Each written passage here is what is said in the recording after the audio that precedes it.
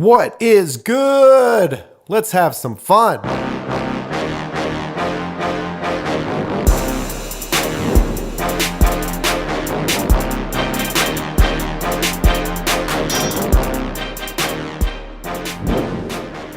It's the Fundamism podcast with your host Paul J. Long and all things fun. We'll let the fun begin. Woo!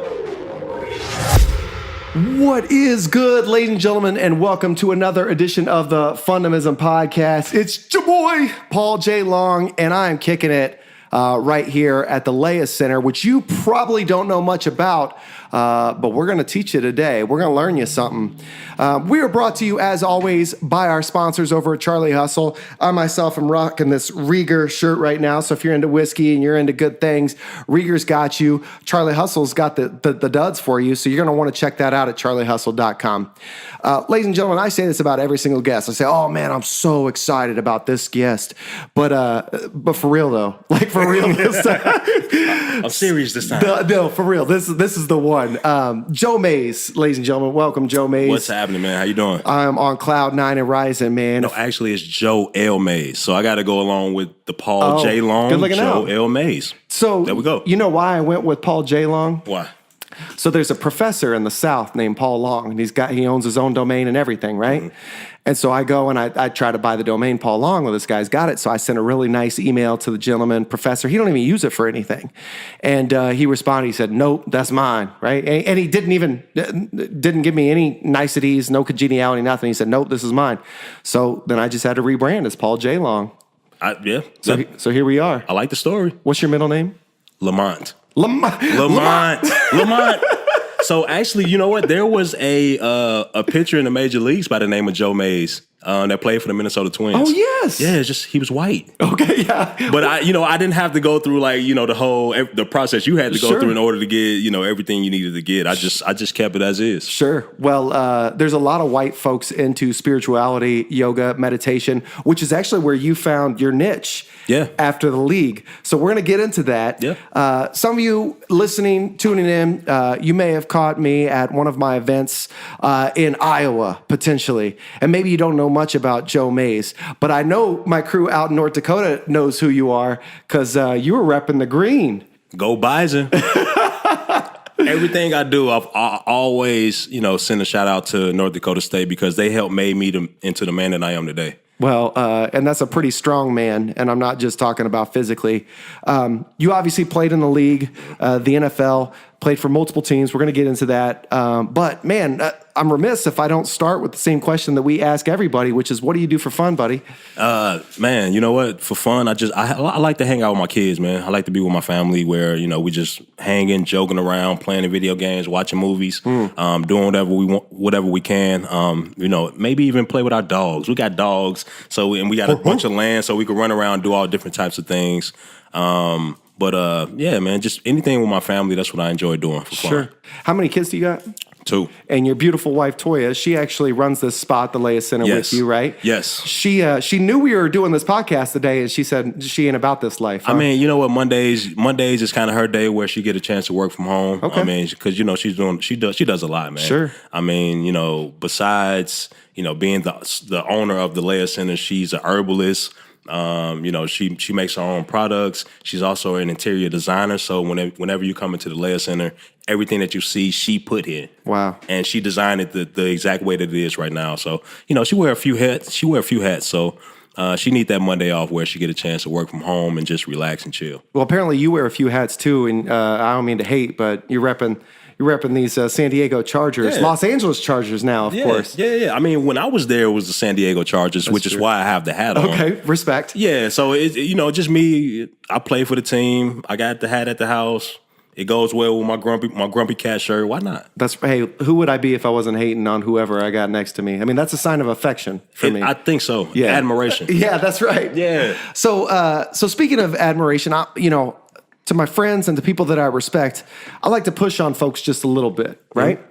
And because I feel like there's a lot of folks out there, we were talking about this offline, there's a lot of folks out there that just have surfacey conversations. Yeah. And they just allow whatever people to say just be, right? But in reality, I think that if you really want to get to know somebody and you want to get to the root of who they are, authenticity obviously is key, but you got to show a genuine interest in that. Yeah. So the reason why I say all this is because oftentimes when I go out on the road, I start an exercise, I have everybody stand up and I have them find a partner and I ask them what do they do for fun, and they share with their partner, right? One of the most common answers, do you know what it is? Not much. Well, that's like the second or third time. Interesting that you say that, because we'll do the exercise like 2 or 3 times, and by the second or third time, people get frustrated because at 35, 42, they don't know what they do for fun anymore. Right. Like at kids, we turned up all the time. We could do whatever, and we would put stupid dance moves together and singing songs, and it didn't matter if things rhymed or not. We didn't care, right? No, we were just we had kids. fun. We were having fun. Mm-hmm. But as we get older, this is where I'm going to push on you a little bit. Our focus changes, right? Yeah. So we have kids, and we have a wifey, and we have a business. And all the things that we do for fun, we start to lose sight of because it kind of morphs into what do you do collectively together for fun, right? Absolutely. So coming full circle, most common response is, I kick it with my family. I like to have fun with my family. Like, we go out to eat with my family. Well, I'm sure you've been through a terrible breakup before. Yeah. Have you? It's been a long time. A long time, A long right? time. When people go through terrible breakups, why do you think they're so challenging? Like, what do you think some of the answers that might be? And no answer's wrong. I mean, you've gotten used to that person. That person has gotten used to you. So you're not comfortable anymore. That's true. You don't have anybody that you can kind of sit back and lay back on and know that they got you. Yes. That's what makes it so difficult to. I mean, it's change. Right. When it comes to the average American, it's hard for us to make change, have anything that's different, that's just out of the ordinary that we're not used to. So I mean, it's always tough whenever you have someone for a long time, or whenever you're doing something different that's out of the ordinary. What a tremendous answer. And I think that not only encapsulates like relationships, but it also your family too. What happens is as you grow older and you grow together with people, your focus changes, right? And so the things that you used to do for fun, now it's more like, well, what do you want to do, honey? Well, that's what we do. We like to sit on the couch and watch The Bachelor together or whatever. Maybe you don't watch The Bachelor, do you? I don't. All right, good. Yeah, no, I've never watched it. Oh, really? Yeah, to the point where I've seen that it's been quite a few NFL players on there. Yeah, I think that's right. Yeah, Clay Harbor, he was actually my teammate in Philadelphia. Really? Yeah, I heard he was on there. I'm not sure what year it was, but I just read about it yesterday that he was trying to make a comeback. I'm like, when did he stop playing? And when was he on The Bachelor? I didn't know anything about it. We actually shared the same agent. Really? Yep. Interesting. Yeah, it's crazy. So would you ever? I mean, you're happily married with Toyia. Never mind. Yeah, Would that be? No, I would never ever do The Bachelor because I'm married.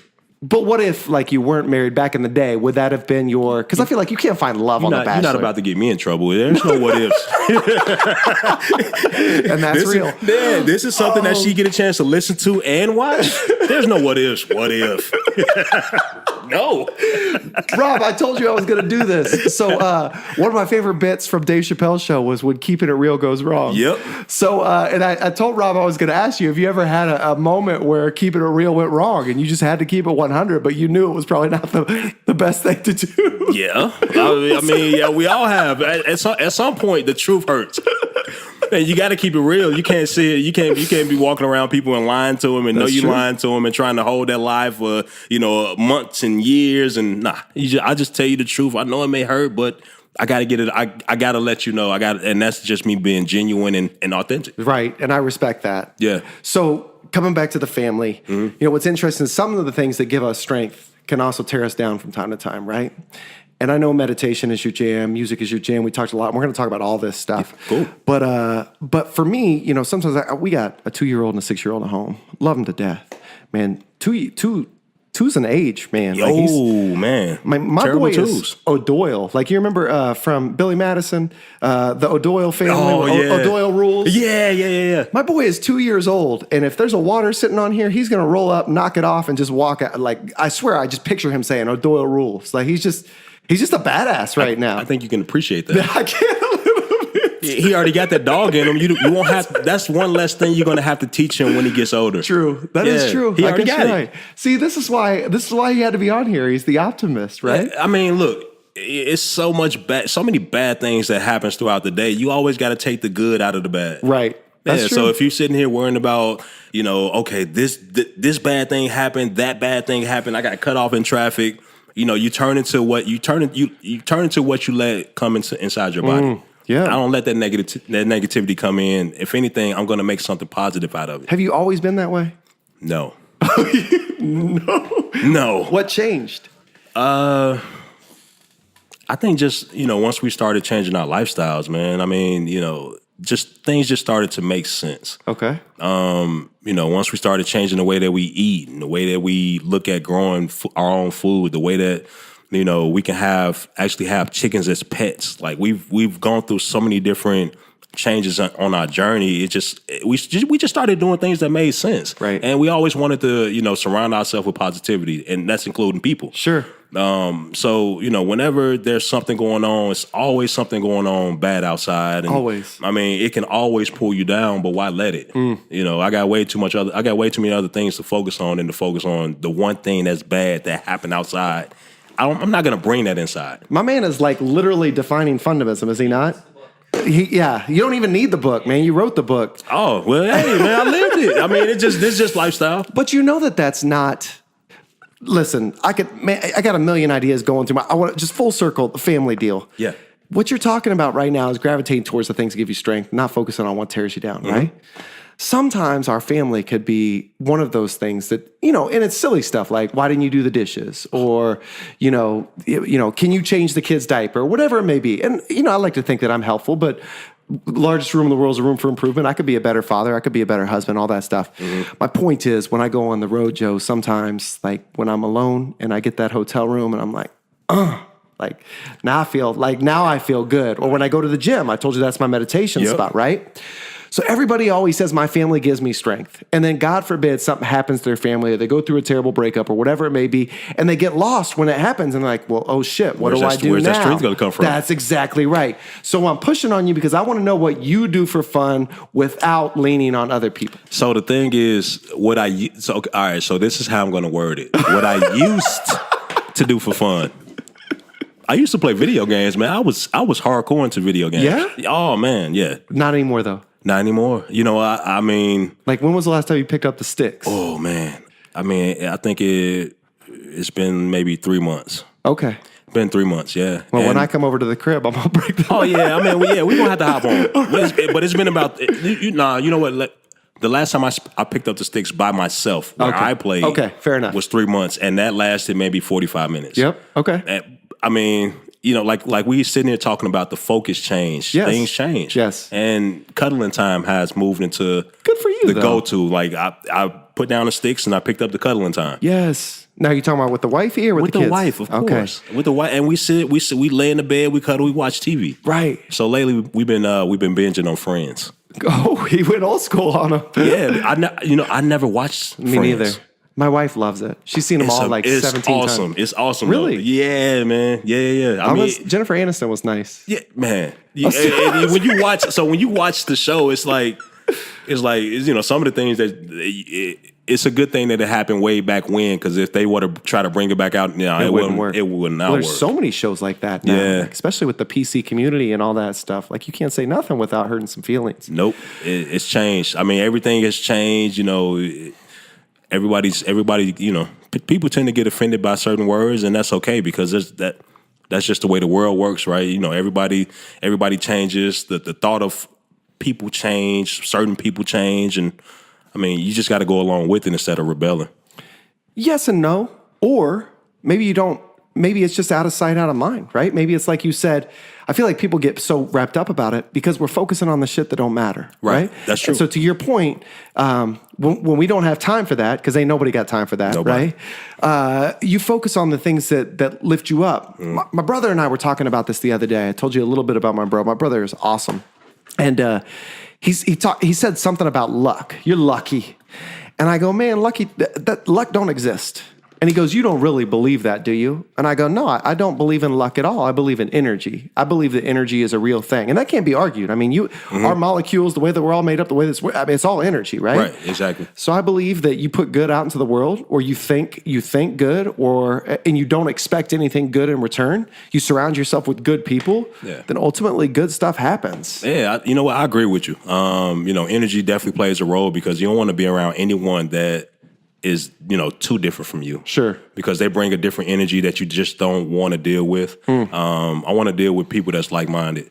Yes. And, when it comes to that, you know what I thought is, I didn't think that luck existed. What I thought existed was just opportunity. But that goes along with what you talking about with the energy. Right. Because you have good energy, it creates more opportunities. Right. So it kind of goes hand in hand. I was in Milwaukee on Sunday of last week, and my wife sent me a text message, and she said, we have a really bad leak from the upstairs bathroom into the washroom. She sent me a picture. So I call her up, and she's talking about it, and I could tell she's stressed about it because she's in it, right? Like, she's got to look at it with respect to her. She's got 2 kids running around. Now she's worrying about this leak. She says, oh, baby, I'm sorry to ruin your day. I know you've had a good day. I'm sorry to bring this negative stuff to you. I said, babe, this don't ruin my day. Like, this is nothing to me, right? Next day, she sends me a photo, and the whole ceiling had caved in where the leak is, right? So she's like, oh, it's significant, right? Bruh, I stained my pants that day, and I was more angry about staining my pants than I was about the ceiling falling down. Because to me, that's an easy fix, right? Right. In my head, like, I'm about to go on stage and I have something on my pants. That's in my head. Yeah. But in reality, ain't nobody looking at it like I am. But my point is, that's energy. Like, if you get to a magical place in your life where you stop worrying about this shit that you can't control, like, that's done. The ceiling fell, right? I got to fix it. Yeah. But it's done. I can't do anything about it. And when you get to that magical place of Zen, then ultimately you're a lot better off. And speaking of Zen, you did some yoga this morning. Yeah, man. I feel fantastic right now. You look fantastic. Yeah, I feel good, man. Yeah. I mean, yoga to me, so yoga, it was different stages. So yoga, it was a way for me to get a workout in to start off. It was a workout, a way for me to stretch. And then it kind of morphed into, okay, this is another way for me to meditate. Okay. And that was just the growth process that I was able to go through. Like, it became more to me than just a physical workout. It became more of a mental, spiritual type of deal where I get a chance to meditate. I get a chance to just clear my head and just focus on what I'm doing in the now. And it was awesome, man. Like, and I needed that outlet, especially not playing football anymore. Football was the outlet. And now that I don't have it, yoga has become that for me.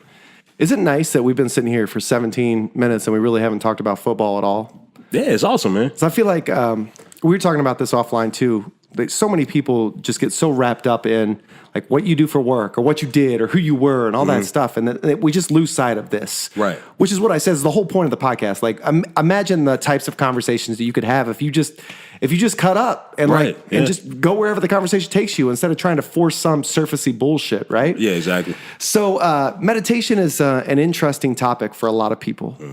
Because a lot of folks I've asked, like, have you ever tried meditation? You ever try yoga? And they're like, oh, no, I can't shut my mind off. Like, but meditation is different for a lot of folks. Yeah, it is. Talk to me about your journey in meditation. Like, do you have the ability to shut it off? Or is that even what it means to you? Yeah, so to me, meditation is basically, okay, we have so many different thoughts that we have in our brain going off at one time, which is why we have to rip and run around. We always in a rush. Just slow it down a little bit. Yeah, you got a lot of things that's going on, but bring those things back when you need it. Like, I don't need to worry about what's going on at home. I'm not at home right now. Right. And I'll focus on that when I get there. Yes. So it's all about, taking all of the different things that you have going on in your brain and just making one pure focus of the now. Right.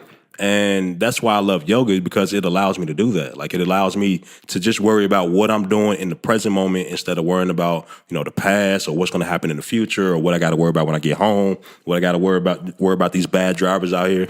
Like, I'm not focused on any of that because I'm able to just dial in and just focus on me and what I'm doing and what I want to do with myself for the rest of the day. What advice would you give somebody that's struggling with the thought of meditation? They think they want to get into it, but they don't feel like they could shut it off. What advice would you give them? Try it. Stop telling yourself what you can't do. Oh, I mean, I think that's the first thing that comes to mind is, it's kind of like people say, I can't do yoga because I'm not flexible enough. Well, you're thinking about it the wrong way. right. So if you stop telling yourself that you can't do something, then it will present you with the opportunity to do it, and you just never know what can come from it. Right. Man, do you remember when we interviewed, I'm talking to Rob, everybody. Rob, you're going to need to get mic'd up sooner or later, man, because you remember when we... Do you remember when we interviewed Alex Como, the high schooler? And so we've had a ton of amazing guests. And I told you, oftentimes I find myself more in a host role where I feel like I'm leading a conversation. And that's cool, but like, I enjoy it so much more when it's just a conversation, like, and I'm not, there's no intent, like we're just rapping, right? We're just engaging. We're just engaging. Yeah. And so I was sitting across from this Alex, and she just made me smile, man. Everything she said, it was like she embodies what Fundamism stand for. And I feel like this is the second time that that's happened. So you said, how many have we done? We've done just over 20. And this is the second time where I've just been looking like, you ever built, hell, you build something, right? Mm-hmm. And all of a sudden you're in the moment and you're like, yeah, like I did this is, and you're overcome with joy or a sense of euphoria. You ever feel that? Yeah, I felt that. So, when we were first here, we didn't have our logo up yet on the building. So now we have a logo on the building, but just knowing that it was up there, I'm like, oh, nice, we're official. But then I would walk across the street to the River Market, and I would come back, and that first time that I seen our logo on the building, I was just like, man, we really did that, right? Like we really did it. Like that's our logo that we came up with.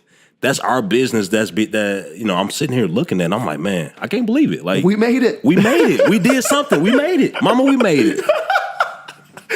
So I'm so when you talk about energy and focus and steering away from the shit that don't matter, like we were talking about stand-up comedians earlier. I'll be on the couch or listening to my car, and somebody will tell a joke and it'll hit, but it's less about the joke and more about just the appreciation of the craft that they're in. Right. Like I'll hear a song or a stand-up comedian or an artist, like I'll see something beautiful and I'll literally tear up. And it's just because I feel like I admire creativity so much. So when I'm sitting around and I'm rapping about this stuff with you and energy matters, and I want to get into the story of how this all came to be, but like, you're that dude. I mean, like you got that. And from the moment that I connected with you, man, this was amazing. So Rob, I don't think I even told you this story. So I said, Joe, man, I'd love to have you on the podcast. And he was like, oh yeah, that's what's up. Yeah, absolutely. We'll make that happen. So I said, okay, so what should I do? Should I go to the front desk? You got a business card or something? And you said, hell no, give me your phone. If something matters or if somebody matters to me enough, I hand my phone and we'll work that thing. You know that does not happen very often. You ever gone to a networking event and just say, hey, hand me your phone. Well, if it matters to me, that's a differentiator. Yeah, you know what? I did that just last week where I went to an event and, people was passing out cards. I'm like, these cars are going to end up on the ground. You're going to be walking past them, stepping on them, or they're going to end up in the trash. Yes. Or it's going to be 2 or 3 months later and you're going to have this card and who is this? Exactly. I don't remember getting it. And then you're going to throw it away. Right. So if it's really something that, we can work towards or try to build on, just take my number. Give me a call. Right. Let me know what you want to do and then I'll try to figure out what we can do from there. That's amazing. That's the best way to go. I mean, I'm thinking like for people tuning in, insurance agents, right? Anybody in sales, you say something to the extent of, hey, you got a business card? Like, how right would that be? What a differentiator would it be if somebody asked me for a business card and I said, what you did, hand me your phone, man, you matter enough. I'm just going to plug my phone number into your... It'll mean a lot more. People will look at you like, all right. Yeah, and okay, now he's serious. Yes, and you might get a sale out of it. Yeah, because not a lot of people really give out their cell phone numbers. No one wants anyone to have their information, which is why, social media is so huge right now. That's right. And so from the moment that we met, speaking of social media, you've liked every single post that I've put out on Fundamism. And so you're just like one of those dudes that supports other people trying to make the world a better place. And I felt that from the moment that I came in. So I'm laying in bed at night. receive a text message from our camera guy, Rob. And Rob. That's right, Rob from Tartarstan. So that plays a role in the story too, Rob, obviously, you know. I'm laying in bed and I received this text from Rob and he says, hey, I've been meaning to tell you that we used to co-lease space from a dude by the name of Joe Mays, who used to play for the Kansas City Chiefs. And go ahead. What time was the text at? Oh, it was actually later. I was asleep at 8:30. It was 8:30 in the morning when I received it, but you would text me at like 10:15, 10:30 at night. We live different lifestyles, you and I. Yeah. Which actually doesn't make sense. You get up at like 5:30, 5:45 to go work out. He's still young. Yeah. Yeah. What are you, 32? 30. Yeah, he's running on 4 hours of sleep every day. I get a little nap in after the work. Oh, yeah. Oh, okay, there we go. Yeah. There we go. That's the life of being an independent business owner. There you go. How old are you, if you don't mind me asking? 33. Okay. All right. Man, I'm the old dog out here. 37. What's up? So you text me, Rob, and you say, hey, we used to co-lease space from this dude by the name of Joe Mays, played for the Kansas City Chiefs. Feel like he'd be an amazing podcast guest, right? I don't even think that I responded that morning. I had a scheduled cryotherapy session like a month in advance of that text message. And it was a mutual friend, Bob Fesco. Yep. He said, hey, let's come hang out. Let's do cryo. We'll do all this stuff. It'll be great. So I walk in the front door, and the first person that greets us is freaking Joe Mays. I've never met you. I used to watch you play all the time. Never met you. Really hadn't even heard your name outside of 610 Sports Radio. I hear you every now and again on there. And all of a sudden, the day after Rob sends me this text message saying that I need to meet you and you should be on the podcast, here you are right in front of me. That's energy, bro. That's energy. That's how it works. So we start chatting. I'm telling you this story, and you're like, oh, Rob, the camera guy? Rob. Oh, yeah, I know Rob. You said the Russian Russian dude? Which is how I define Rob as well. But what'd you say? You said, yeah, I'm like, oh man, how's he doing? Like, I want to know how Rob doing. Like, because, the last time I seen Rob, he was looking kind of stressed out. Like, there was a lot of different things, a lot of moving parts in his life, and it showed. So I wondered how you were doing. Yes. Yeah, I'm like, I'm hoping he's better, and he is. And so I think that's it goes back to energy and the environment that you're in, because there's a lot of people that could relate to that. Like, I think that what we start talking about is sometimes when you're in a high pressure environment, and in that environment that Rob used to work in, it was heavy on content. So you just had to put out content, right? Well, obviously, you want to put out quality content as well. And somebody like Rob that takes great pride in their craft, you're stressing about, man, it's got to be perfect, but it's got to be out yesterday. And so that creates a negative environment in your head. No doubt. You're battling against yourself. Yeah. I think there's a million people that could relate to that in their job, right? Oh, I can definitely relate to that. I mean, playing in the NFL, every day you walk into the building and it's all about getting better and being better than you were the day before. And also, depending on the organization that you're in, there's some organizations where, the coaches, they act as if, every single day is their last day there. So that's how they coach. So that's how they move. And it can be stressful at times because they're saying so many different things, but they're not focusing on what we're supposed to be necessarily focusing in on. Yeah. They're just trying to give us a bunch of information before we hit the field, and then when we mess up, they get mad at us, and then it creates like a crazy environment. It's definitely stressful, and I'm sure I looked the same way he looked whenever I would come home and I'm in front of my wife or I'm around my kids. I'm sure they was like, damn, you okay? Like, you look like you had a day. Well, I did. Right. Good thing I had this drive home to just kind of relax and cool off from it, because I wouldn't want to bring that into the environment that I'm going into. My home environment is just all about relaxation. That's amazing. And I know that because I do follow the Laya Center and now Toyia, your wife, and you on Instagram. And she posted the other day about making your house, every room, a meditation-safe environment. Oh, yeah. And I said, when you having house guests? Hey, man. I mean, look. She was like, because she didn't know me like that. And she was like, Joe Mays? Because then she quoted you and was like, hey, handle your business. Yeah. No, hey, he said when we having guests. I'm like, look, we can get that set up. Let me know what's up.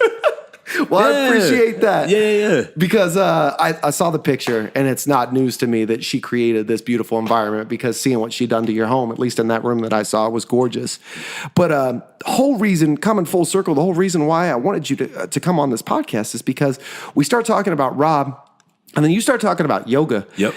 And music means the world to me. We've talked about that before. I believe that music has the power to create or evoke any emotion in your body, whatever you want to feel. You could find a song that will drive that. And I have a strong affection for hip hop. Matter of fact, the first time I did cryo here, you said, "What song do you want to play?" And I said, "What's My Name" by or "Who Am I" by Snoop Dogg. Yeah. And that just made the 3 minutes and 15 seconds go super fast, right? Yeah. So you said, we're thinking about doing this hip hop yoga class. And seeing the joy on your face as you start talking about that, I'm like, there's a very rare amount of people that express that level of passion and joy for what they do. Mm-hmm. So you found it. Yeah. What was the journey like? How did you get here? Like, how did you know that the Laya Center, and what the hell is the Laya Center? Yeah, so my wife came up with the name, and her original reason for naming it Laya, she did some research and found out that the Sanskrit meaning of Laya is dissolution. Okay. So whenever you walk off the elevator, you're dissolving yourself of any problems, any issues, so that you can be who you were intended to be. Wow.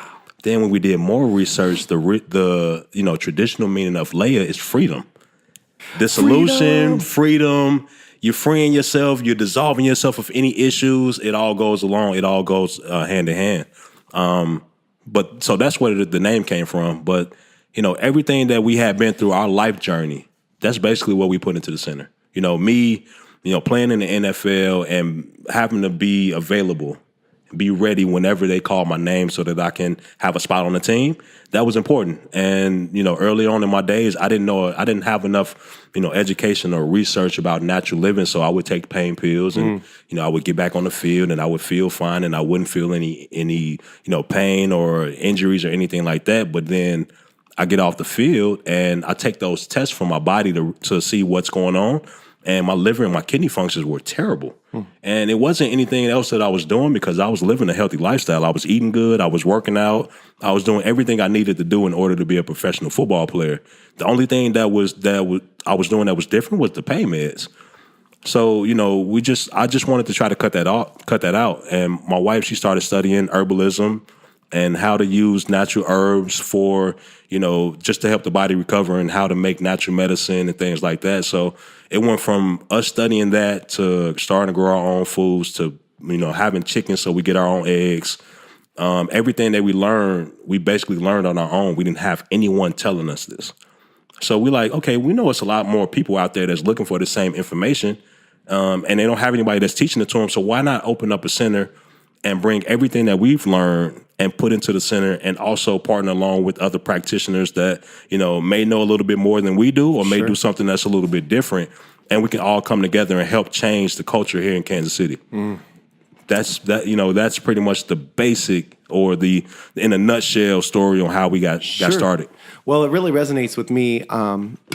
Many folks that listen in, they know the story of my dad. My dad and I, we were like everything you see before you, gregariousness, the ability to connect with people, all that stuff, that was my dad, right? Mm-hmm. But my dad was also an addict. I mean, from the jump, he was always, one of my dad's, one of his favorite stories, claims to fame, is I used to sell cocaine to Michael Stipe of REM. Like, this was a story that he just told, pridefully, right? Yeah. I think I'm just making up words, but nevertheless, I think that's a word, right? That's a word. Yeah. Like Fundamism. I made that shit up, so I know that's a word. That's right. And it's in the Urban Dictionary. Right. It might not be in the encyclopedia, but it's in the Urban Dictionary, that's for sure. That's right. Yeah. So my dad had always been around the drug lifestyle.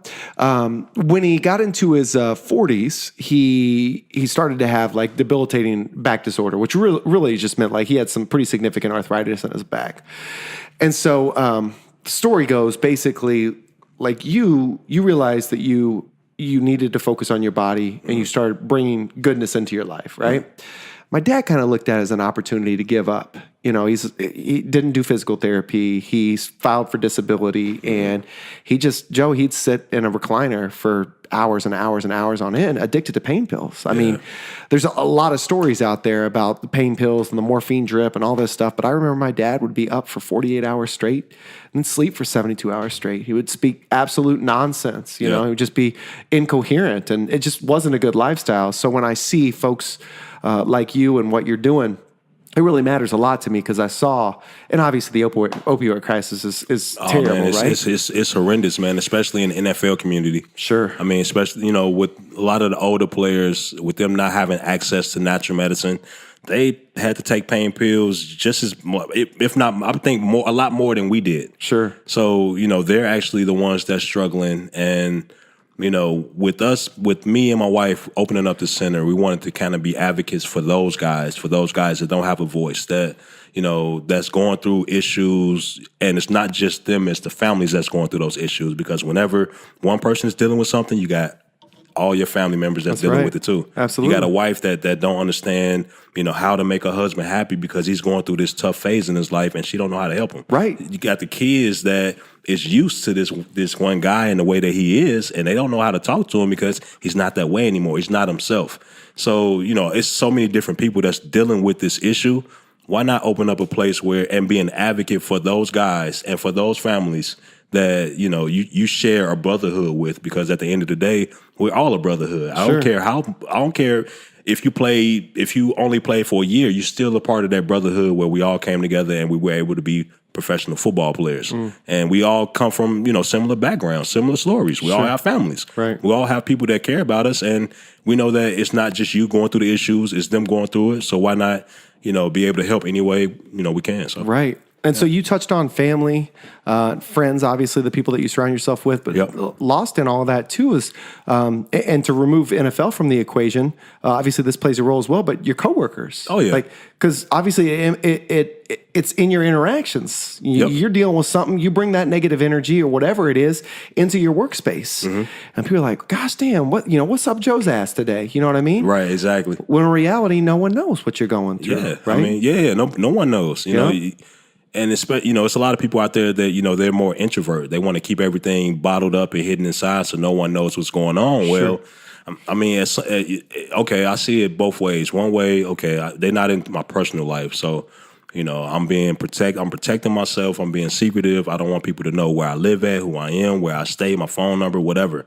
But then on the other hand, they don't have anyone to kind of, allow anyone to be that outlet. Right. Because you need people to talk to. Sure. You can't just sit here and have everything bottled up inside, because at some point it's going to come out. Right. And it's not going to come out the way you want it to. Yes. So, I mean, if you're dealing with people that they have a cloud over them or their energy is not right, it's always good to take time and show them that you care. Yes. Just by asking little questions or trying to help any way you can. Right. I was doing a gig for Fairway stores up in Iowa. So they do multiple franchise stores, or not franchise, but multiple stores all up in the Midwest. And I told the story of Noah Wilson, this little boy that passed away from Ewing sarcoma cancer, actually leukemia. But this boy is absolutely amazing, changed the way the hospitals order bandages just as a result of, what he understands gives people passion. I mean, this kid was absolutely amazing. So I tell his story on stage, and I get done, and one of the VPs of Fairway comes up to me, and he said, "Did you see that gentleman leave the room?" I said, "No, I didn't." And he said, "Well, do you remember the guy that you were talking to earlier in the presentation where he said he used to dye his hair green on St. Patty's Day for charitable contributions?" And I said, "Yeah, I do remember him." He said, "Well, he just lost a grandson or granddaughter just like a couple of months prior to my presentation." And so when I'm telling the story of Noah, he just loses it, right? So I said, "Oh, well, I'd like to go back in and say what's up before I leave." And so he comes out of the bathroom and he goes inside the conference area. And now there's, 200 people back, and they're about to start the conference again. And so I didn't want to make a big scene about it. I went up to him, and he still got a little bit of, he's wiping his tears from his eyes. And I give him a big old hug. I said, "Man, I heard about your granddaughter, and I want to let you know if you ever need anything at all, here's my telephone number, reach out." And he just broke down on my shoulder. And so 48 hours later, I'm putting my daughter to bed, and I get a phone call. And I didn't answer it because I don't answer numbers that I don't recognize. Right, exactly. It's always a telemarketer. But I get back in the room, and I listen to the voicemail, and it's that guy. And he says, "You told me if I ever needed anything to reach out." He said, "I don't know what I need right now, but I know that I don't have anybody to lean on because I'm everything to everybody, and I would love to chat with you." So I called. Who would I be if I said I'm here Just and let then I that go. didn't? Right. Yes. So I called him immediately, and we talked for 45 minutes to an hour, and I gave him Scott Wilson, Noah's dad's telephone number, and connected them. But to your point, like, you never know what people are going through, and the sad part is, and this is really significant in the NFL community, like, everybody's hard. Like you can't let I'm a G. Like, you Right, know what I right. mean? Like, you don't. I'm a man. That's right. I'm a man. That's exactly right. Yeah. And so believing that because you're a breadwinner, or because, you work, or because, you're a man, or even a strong female, it doesn't matter. Whoever you are, believing that you don't have chinks in your armor, that you can't let your guard down and talk to people about your problems, that's a misnomer. Yes. Like, you can do that. And I think what I really appreciate about what you said is when you pay attention and when you ask the questions and you show a genuine interest, you could tell. There's people that say, hey, how you doing today? Right? And there's people who are saying, hey, Joe, man, like, I catch your vibe. Like, you're different today, bro. Right. Like, talk to me. I'm here for you. Yeah, I've been there. Yes. I've been in the shoes that you're in right now, so I know how you feel. But I want to hear from in your own words how you feel. Right. Man. So I could just sit here and talk for hours and hours and hours with you. Let's talk about the NFL. So you were drafted by the Eagles. Yep. Then you were traded to the Broncos. To the Broncos, yeah. Played 3 years there. Then you got picked up by the Chiefs in free agency. I got picked up by the Texans. Texans. Yep. And then I got picked up by the Chiefs the very next year. And then you wrapped up your career with the Chargers. That's right. So if you're counting, that's 3 of 4 AFC West teams. Yep. I've been all through the AFC West. So what about the Raiders? But like, the Raiders are like, hey, what's up? You know what? They were. For real? The same year that I signed with the Chiefs, the Raiders, they were interested in bringing me into. Really? Has anybody ever called you out on the fact that you've played for 3 of 4 AFC West teams? No. Nah. Yeah. I was surprised. So I started out in the NFC and traded to the AFC and pretty much stayed over there the entire time. And I wasn't thinking about it. All I knew is I had an opportunity, another opportunity after opportunity, and I just wanted to capitalize on each and every one. Well, as I was seeing that, and as I was learning more about you, obviously, what's interesting is the brain starts to go a million miles an hour, and obviously the AFC West or any conference team, you see each other twice, right? Mm-hmm. So then I'm thinking, well, these AFC West teams, they obviously get a chance to see you regularly, and so they might put more stock in your skill set than other teams that don't see you as often, right? Mm-hmm. I think there's a metaphor in there for life, right? And the people that see value in what you have to offer.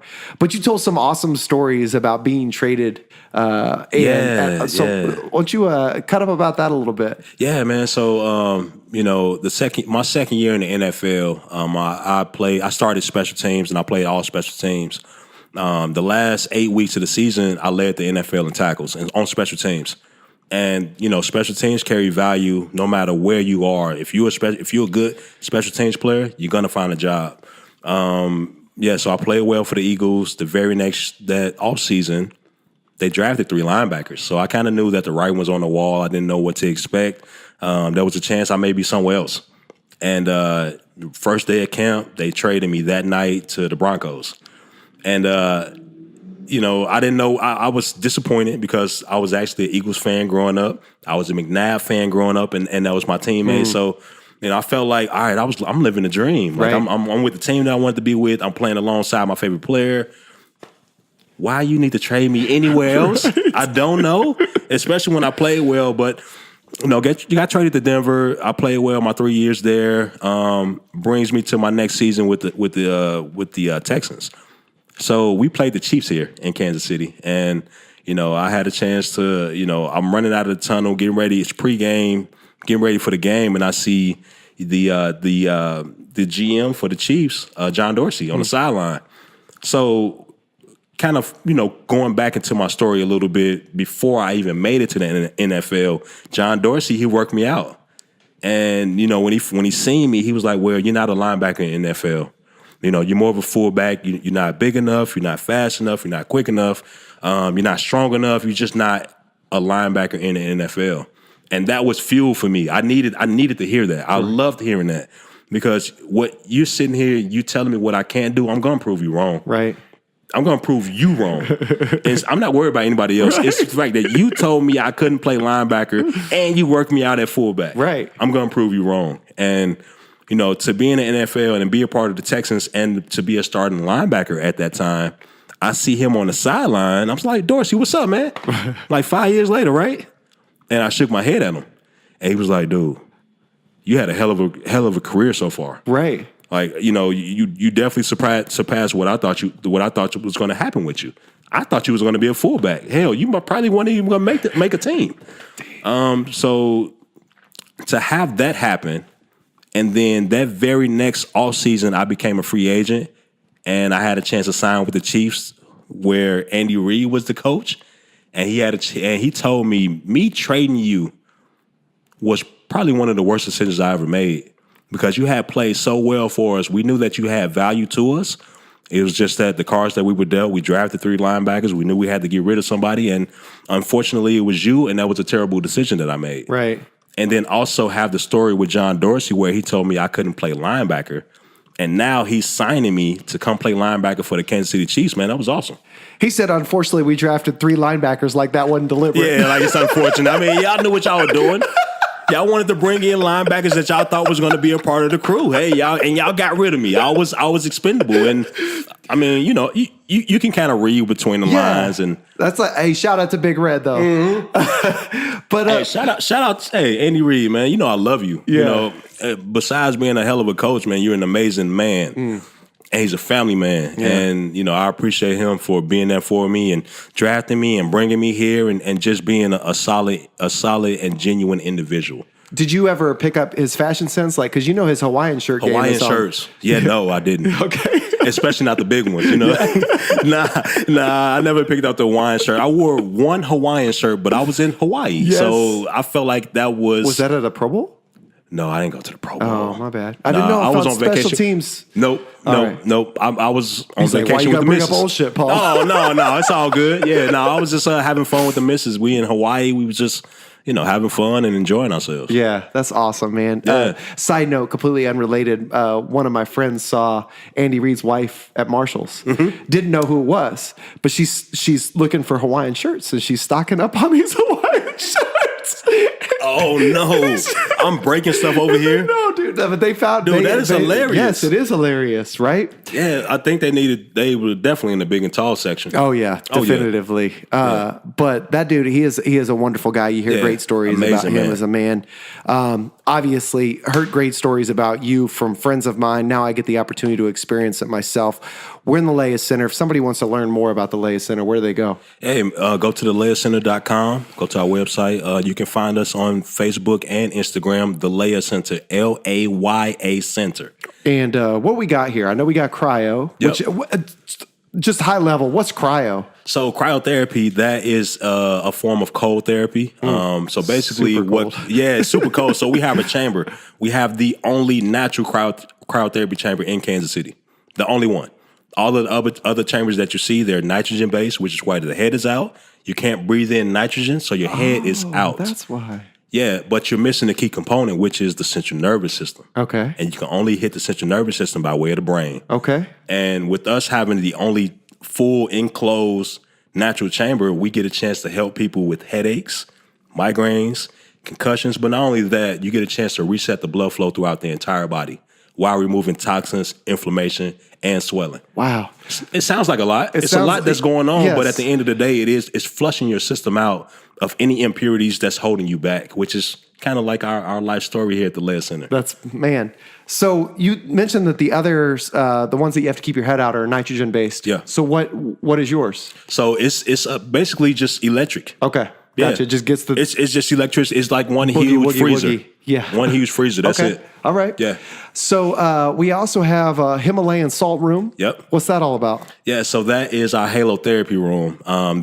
That room right there is kind of similar to being at the beach. You know how you just cool, calm, relax, you're in a great place. Well, you get that feeling not from the sand, not from the water, and the salt in the water. The salt in the water has salt, of course, and it gives you that feeling of just being at ease, being calm, being relaxed.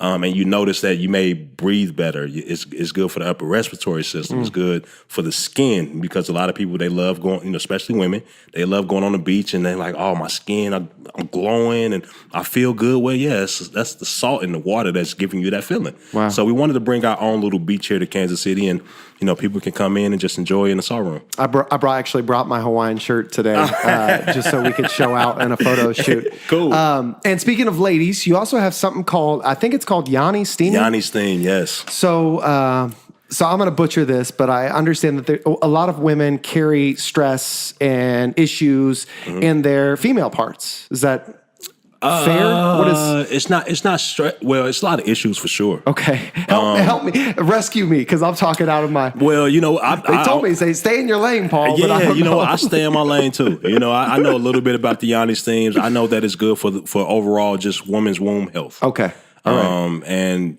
women, they go through so many different things, especially having babies. Yep. So, stuff tends to, kind of go array down there. And the Yanni Steam, it helps to just flush the system out and help the womb get back to its normal, natural state. And it's so many, and guys, your wives, significant others, please tell them to come in, because not only do they get the benefit, you get the benefit too. You know what he's talking about. So we got. I'm just gonna leave it at this. Leave it at that, and then you just bring them in and you'll see for yourself. So I did talk to my wife about this, and I talked to your wife about this, right?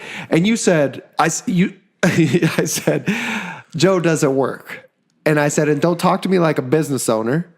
Talk to me like your wifey's in the other room. And you looked at me, dead into my optic stems, and you said, bro, it works. Yes. Talk to my wife. So I asked Toyia, and she says, talk to my husband. She knows. So I talked to Melissa about it, and she was really intrigued. I feel like a lot of women would be intrigued by that. So we have Himalayan salt. We have the Yanni Steam.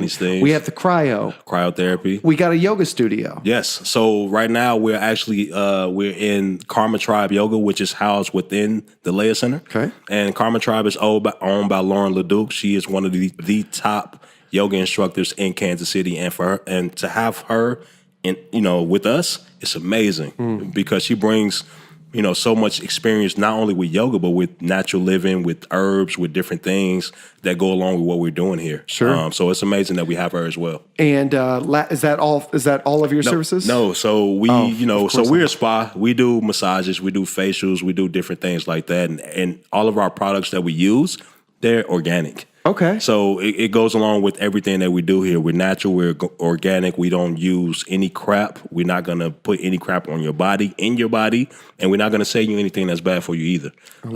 So we have a RN on staff, we have a mental health specialist, we have an acupuncturist, we have a yoga instructor that does yoga for golfers, which is pretty amazing. We get a lot of golfers that come in and do yoga where they're just focusing on their swing. Sure.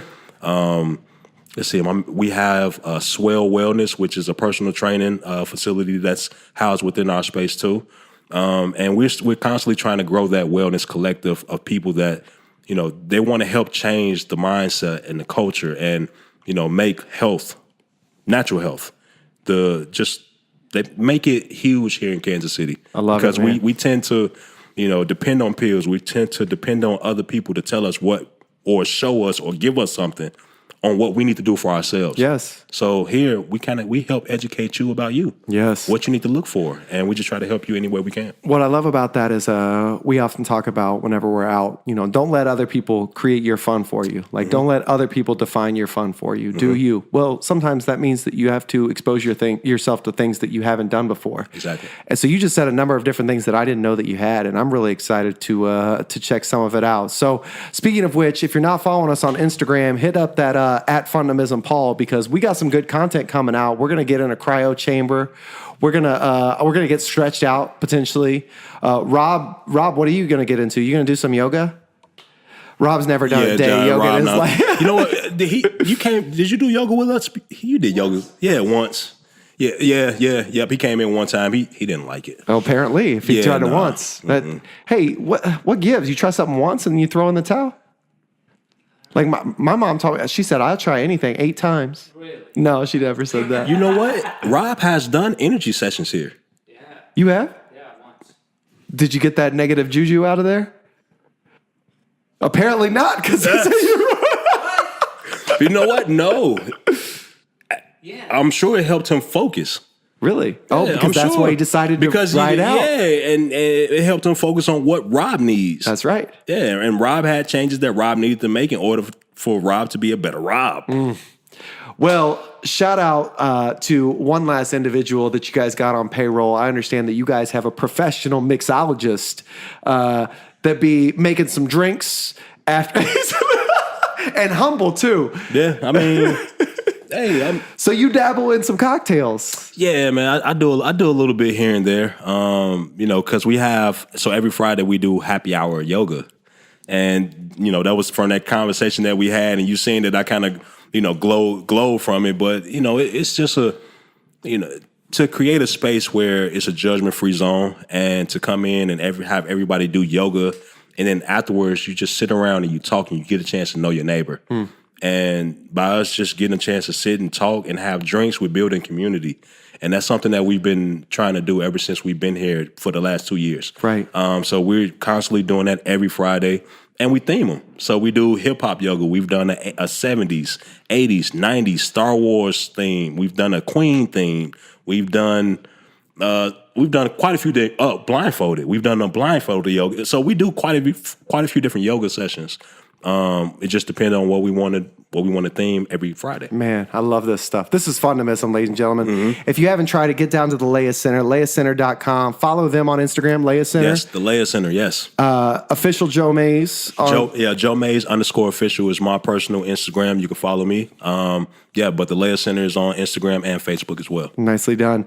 Ladies and gentlemen, as always, this is the Fundamism Podcast. Go out, create a little bit of fun for yourself, but hopefully focus a little bit more on creating some joy, fun, and fulfillment in the lives of others, just as Joe has done for me and everybody else at the Laya Center. Have a blessed day, and we'll catch you on the flip side.